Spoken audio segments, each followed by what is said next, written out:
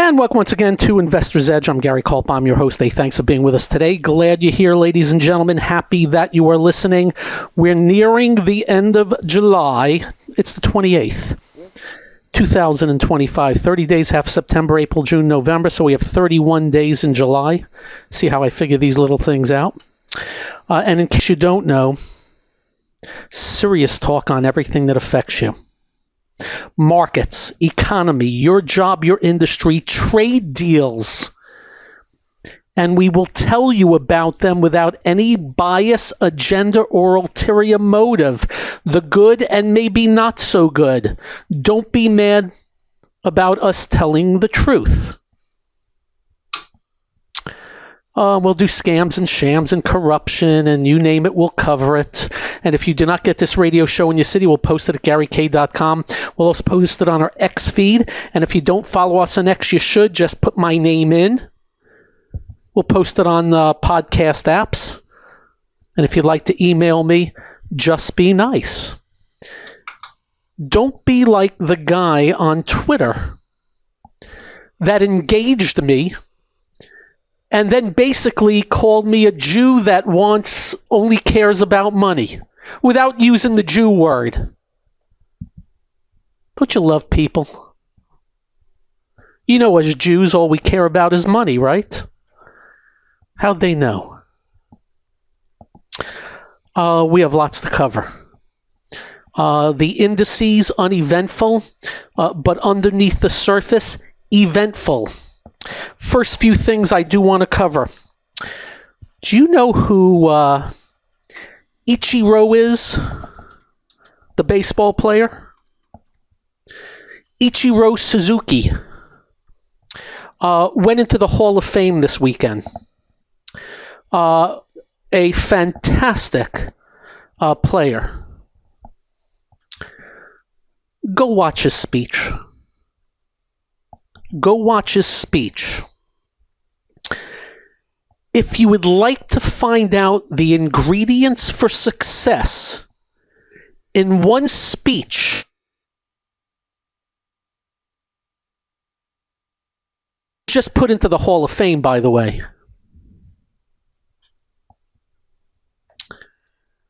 Go check it out. I was inspired.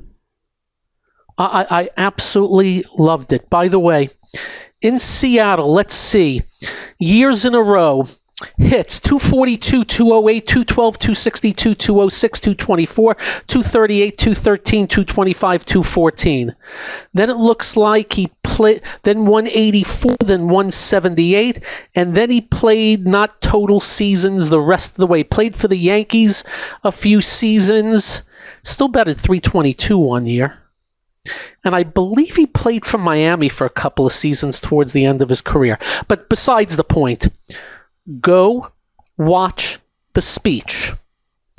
I repeat, if you'd like to know the ingredients to success or being a success, which there's no guarantees by watching a speech, but if you'd like to be inspired, if you'd like to learn about somebody's mentality, go check it out. That's number one. Number two. So, a few things. As you know, we have absolutely no bias whatsoever. Absolutely no bias. Do you remember when Janet Yellen called for a world tax?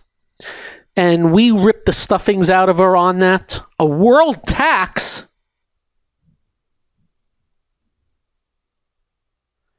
The President Trump has said he's considering a world tariff of 15 to 20%.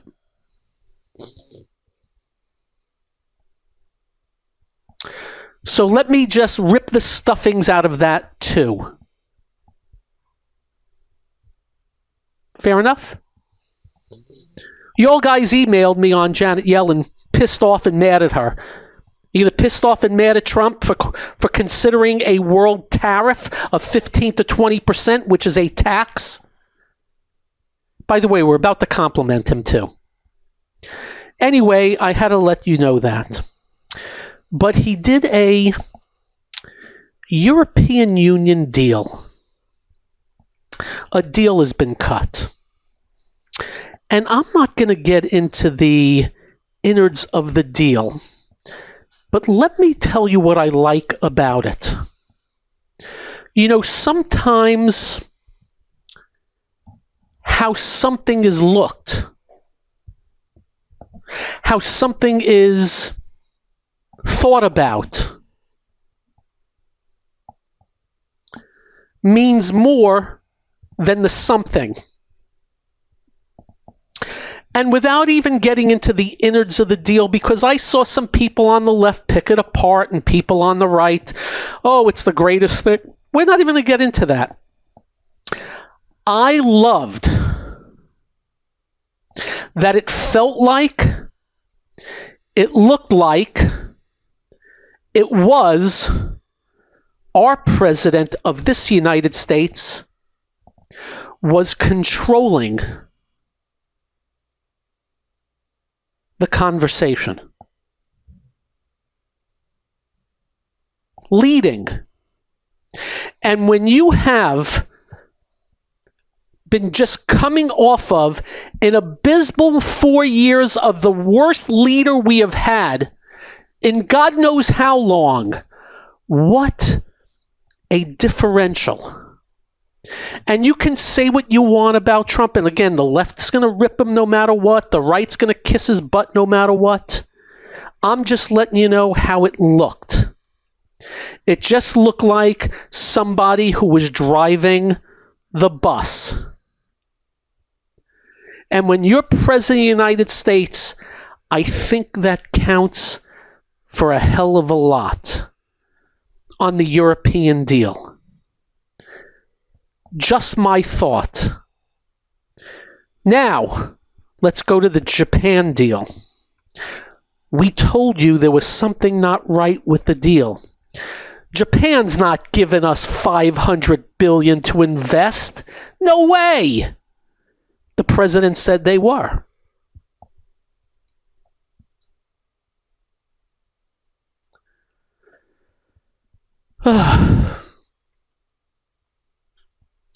It's a loan at full market interest rate prices. 99% of it. Just letting you know. But you know what the best thing is? Whatever reasoning the president has, the tariffs are coming down, except for he's considering a world tariff. Let's see what happens when that time comes. We'll talk about it if and when. But the tariffs have been coming down. As I said to you, and I believe we're right, what matters most is not trade deals. We have trade deals with these countries. Just so you know, the Europe tariff is really not even moving. They promised to do buying, but I got news for you. Go back in history about promises of countries to do this, that, and the other thing with us, and usually it's, and if this is not on Trump, 25%. And they know Trump is gone in 3.5, not 8 or 7.5. So less than meet the eye, but most importantly, and as I have told you, and I love the fact, for whatever the reason is, the tariffs are coming down, and that is a big help. And as I have said to you, 10% tariffs I don't want. But if you're going to have them, 10%. Fine. Why? They're worked around. They're negotiated. They're easily to cheat on. So I'm going to call that a no biggie that we have these 10s and 15s with these countries. China's up next. It'll be another quote-unquote massive deal, but I don't care. I don't care if Trump lies about all the deals. What I care most are those tariffs are coming down to nominal numbers. that again can be worked around, negotiated, or cheated on. And that's that. That's my take on the whole thing. I applaud the president for appearances. And what a stark contrast between the corrupt numbskull that is gone and this. Up next, markets. Lots to say. This is the one and only Investor's Edge. And welcome once again to Investor's Edge.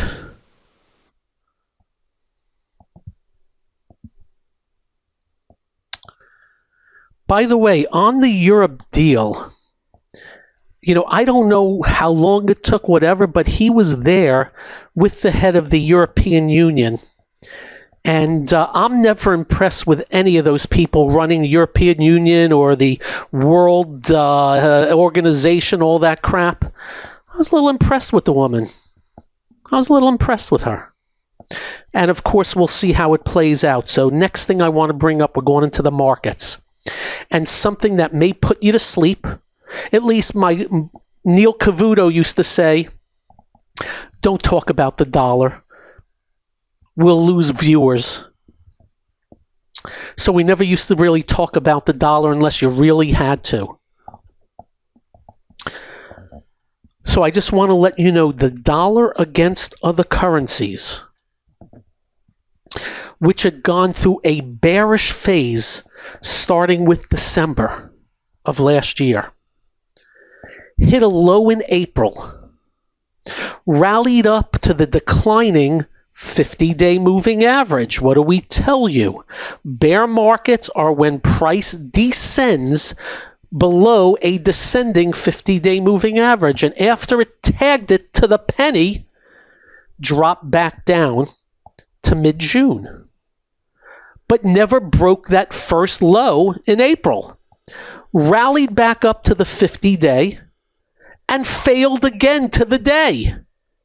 And came back down, undercut that first low by a smidge, rallied back up to the 50-day, came back down and held the lows for the third time, and now, for the first time, with some oomph, OOOMPH, the dollar has rallied back above that 50-day moving average to the point where you can draw a line under the lows of April, under the lows of end of June, end of July, and under the lows of last week.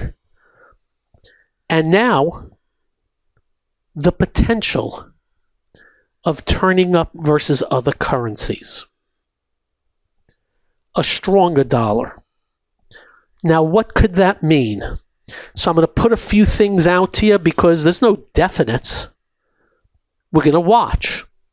Number one, a strong dollar is usually a negative for commodities because commodities are priced in dollars.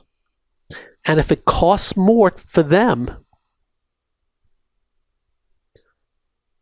and that includes gold. And gold looked pretty good 5 days ago, and then the dollar came in, and gold is sank below the 50-day, but still in a range going back 14 weeks now. That's to be watched. Will gold move higher even with a stronger dollar? There's always that potential. We'll see. That's number one. Number two, a stronger dollar potentially hurts our multinationals doing business over there. Why? What I'm going to do for you right now is do word for word. Why does a strong dollar hurt our multinationals? American products become more expensive for foreign buyers around the world when the dollar strengthens, potentially reducing demand and market share abroad. This hurts exporters, meaning us, and domestic companies' foreign operations. That's why. Why I'm doing this by the book, commodities go down when the dollar goes up? Look at me. A weaker U.S. dollar reduces global purchasing power and raises import costs. A stronger dollar increases global purchasing power and raises export costs. It often you get my point. What is the correlation between commodities and dollar? Commodity prices move inversely with the U.S. dollar. In commodity price booms, the U.S. dollar typically depreciated. When commodity prices fell, the value of the U.S. dollar tended to rise. That's all. That's all. So a little bit of definition for you, and we're going to watch closely. Why? Because we've had a very weak dollar for about 7 months now, and notwithstanding the tariff crash because of Trump, the market's done pretty well off of a weak dollar. Will the market swoon if the dollar gets strong? It's a darn good question. And remember, we believe that drop would have never happened to the tune of what the drop was if not for the ridiculous tariffs. We think the S&P probably would have hit a low at around 57.50 and never went down to 48.35. We think it would have been a regular correction, and then Trump decided 145 on China, 50 here, 75 there. Vietnam, what was that, like 100? And we have a surplus with them, I believe.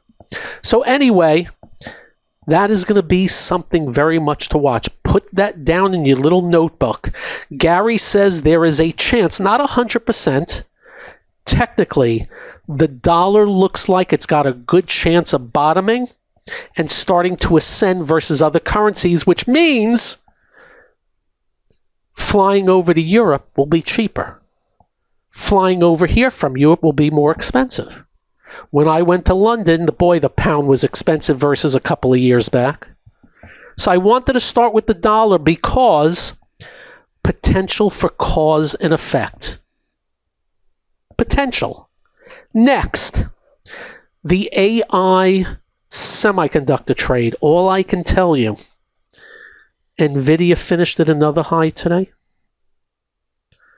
Broadcom finished at another high.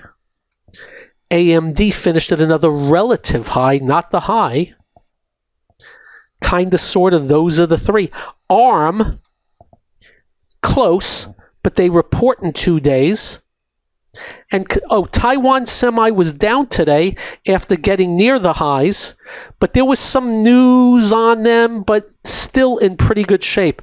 So we're just letting you know the artificial intelligence semiconductor trade, damn good this second. And I must tell you, better than I thought it would be. Remember what I said about NVIDIA, the breakout, that we did not think it would be nearly as good as the one we had January 8th of 2024, because how much bigger the company is. Well, it broke out at 153. It's 176. 4 weeks later. You add it up. Up next, more on the markets and whatever else. I'm Gary. This is the one and only Investor's Edge. And welcome once again to Investor's Edge. You see, you're all professional wrestling fans, aren't you? I got dozens of contacts and reactions on Hulk Hogan, Terry Bollea's passing. Big time. Yeah, we knew. You guys love professional wrestling. Okay, so we did the dollar. We don't know the repercussions yet, but today the dollar affected gold, came down. I think it affected the financials a wee bit, but not much. Affected the commodities. Coal and steel and copper and aluminum came in. And it's something to watch. And if you want to watch it, go look at the UUP. And you will note you can draw a line under April, a line under June, July, right at the end and beginning, and last week. And now potentially turning up. If you want to look at the other way, go look at the FXE. That would be the euro. Go look at the FXB. That would be the pound that is already busting down. Darn it, right after I leave London. Go look at the yen, FXY, and that's been breaking down for a while. Go look at the Australian dollar, which is FXA. You get the point. And again, we're going to watch cause and effect because currencies matter, especially when they make big moves, which was, by the way, January till the recent lows. And again, we don't usually talk the dollar, but we do think it's of note at this juncture. Next, the VIX. We don't usually talk the VIX very much. That is the volatility index. When things are complacent, it's very low. When the things go ape crap, it's very high, like Liberation crash, the tariff crash, and the like. We'll let you know it's down to very, very, very complacent. Very, very. And even a correction to the upside probably brings the market in some. That's all. Not going to say anything more than that. The S&P and the NASDAQ 100 have rode up, not the 50-day, but the 21-day since April 23rd, with not one close below the 21-day. Now, the explanation of the 21 versus the 50, well, the 21 means you're stronger because you are only using the last 21 days, add up the closes, divide by 21, you come out with a smoothed out number, versus the other, which is the 50-day, so it is going to be slower.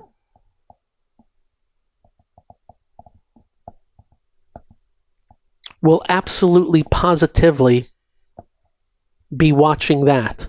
But also know the influence. I think right now 8 to 10 names make up 50 some odd percent of the NASDAQ 100. 8 names make up like 30 some odd percent of the S&P.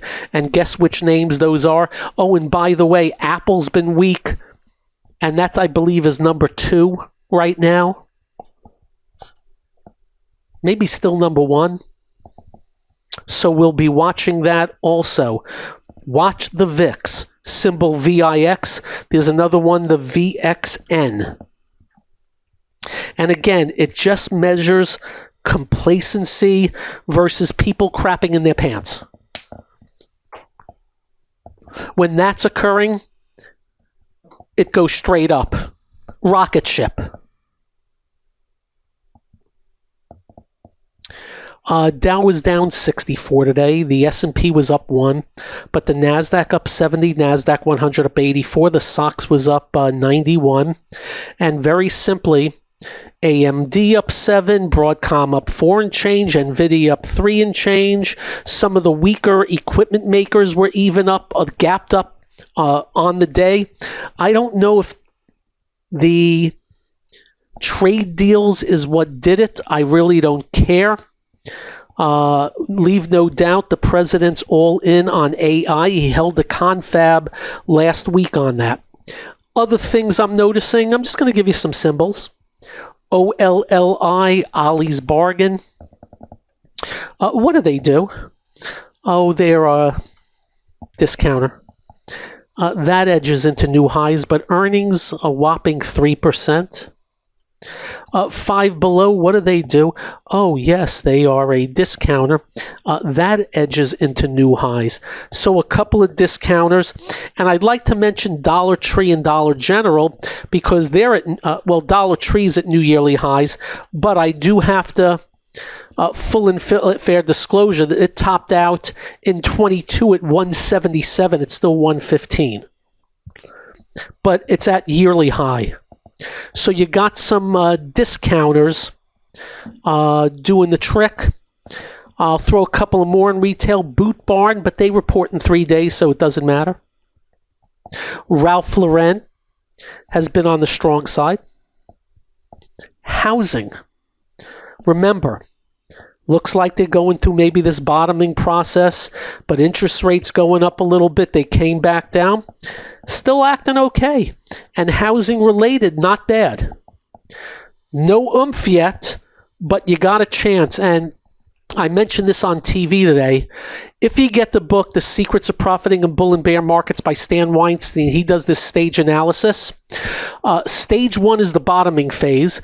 Maybe the dollar's doing that. Then you got 1A, 1B. 1B is late in the bottoming phase. Then you get 2, 2A, 2B. Once you get in 2B, you are in the ascending phase. And real good. 2A is you're starting it. Maybe the housing and housing related is trying to get into 2. Not so sure you're there yet. Maybe. And some housing related, like Williams-Sonoma, Restoration Hardware. By the way, Restoration Hardware's numbers, bleh. But group moves are group moves. So a little bit of that also. But overall, it was an AI semiconductor day. And a couple of AI stocks also were on the move also. The warning shot, I think this is a good warning shot. Let's see. Tuesday after the close, Corning, Merck in the Dow, Procter & Gamble in the Dow, Royal Caribbean, Spotify, United Health in the Dow. That's going to be interesting. How about UPS is reporting? How about after the close tomorrow? Booking Holdings, the old Priceline, Ava's Budget, Cheesecake Factory, love the Bang Bang Chicken and Shrimp, Seagate Tech, Starbucks. I'm still worried about Starbucks. But we'll see. Visa in the Dow, Boeing in the Dow. How about Wednesday before the open? Garmin, Checkpoint Software, ArcBest, Harley-Davidson, Hershey's, Humana, Old Dominion Freight. How about Wingstop? Got to add that. How about after the close? ARM Holdings, that is an AI semiconductor. Carvana, eBay, which had a very bad day today, by the way.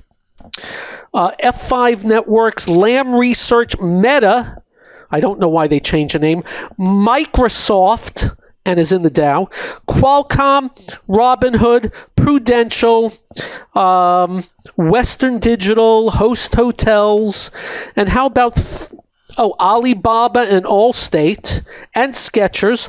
How about Thursday before the open? Agco, Goose, that's Canada Goose. How about Intercontinental Exchange, MasterCard, Roblox, Shake Shack, Masco, Kohlberg Kravis. How about after the close Thursday? You ready for this? Amazon and Apple. KLA Tencor, MicroStrategy, Roku, LPL Financial, that Boot Barn. I said warning shot, right? Hey, up next, this, that, and the other thing. This is the one and only Investor's Edge. Ba-da-da, da-da-da.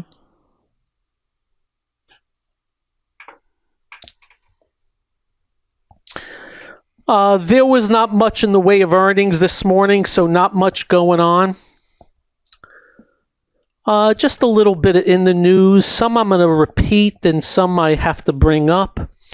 I know you've been reading in the news about famine in Gaza.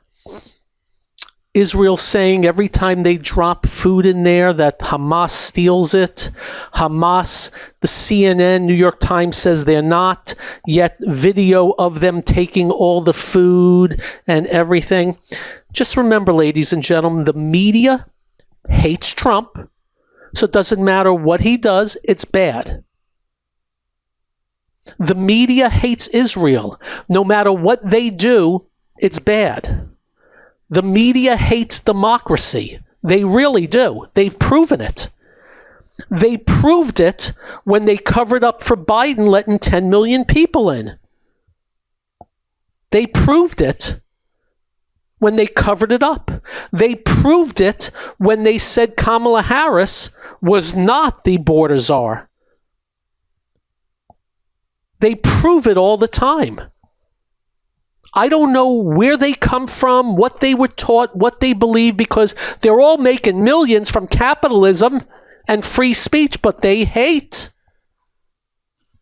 Israel. They'll kiss the ass of Castro. You remember Castro in Cuba? They glamorized them. They absolutely glamorized Castro in Cuba.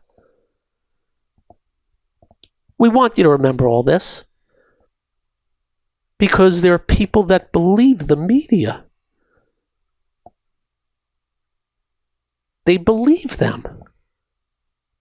It's amazing to watch. It's stunning. We also want to remind you of op-eds, New York Times. I was one of Biden's border advisors. Here's how to fix our immigration system. Imagine you hire a baseball player and he bats 130 and has 15 errors in the first 15 games. Do you want them to write an op-ed on how to play baseball? Imagine you go to a doctor with a broken left arm and he puts a cast on your right arm. Do you want him to handle you going forward? Yet the New York Times let this Shmiya's yoik do that.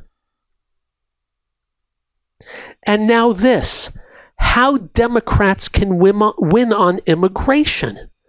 From Neera Tanden, this is a lifer Democrat and runs this Center for American Progress, this leftist whatever that gets crap loads of money. She was one of the head domestic policy advisors to President Biden, and she's got an op-ed on how to fix immigration while Trump already fixed immigration. The border's shut. Now, we disagree on the vetting part. They got to do better. But we want to remind you, it's a nut house out there. It's an absolute nut house of reporting, and I want to make sure you know that. They're letting failures tell you how to fix the things they failed on with a straight face. The Marxist Party is out this week saying we need to message better. No, your policies suck. You can't go into a store, a drugstore in New York City without everything being locked up and security guards walking you around to pick up toothpaste. They let the people running the colleges threaten Jews and their lives and their families and held them so they can't move, which is still going on. But you know the difference now? People are getting arrested. You're going to jail. What a difference. Law and order. You know, I'm no biggie on Trump, but damn did we dodge one. Getting rid of that corrupt sleaze Biden. and Harris was going to be worse. They're telling you how to fix the border when they failed, while Trump has succeeded, and saving lives to boot. The media has blacked it out. They're not talking about the border anymore. You know what they're talking about? The people that are being deported, which, by the way, I don't agree with all of it. So don't believe me. Watch. Because I got news for you. 2028 is going to be a biggie. Because they are lining up some Marxist communists to run the joint. You got one guy that's probably going to be the mayor of New York City. A freaking communist. And they hate people. Their goal is to control people. You're just a means to the end. You're a nobody. They're going to tell you how much, when, where, how, and why. And if you don't like it, go screw. We want you to remember that. And what they complain about others is exactly who they are. Control freaks. And when you have a chance, watch this guy in New York City. Go look at his speeches and interviews from the past. You would think you were watching Lenin. And I hate saying this. I take no joy. But if this proliferates around the country, forget about it. And I say this again. I'm no big fan of this president. I am a big fan of his immigration policy and a few other things, but boy, oh boy, there's other things. We'll save that for tomorrow.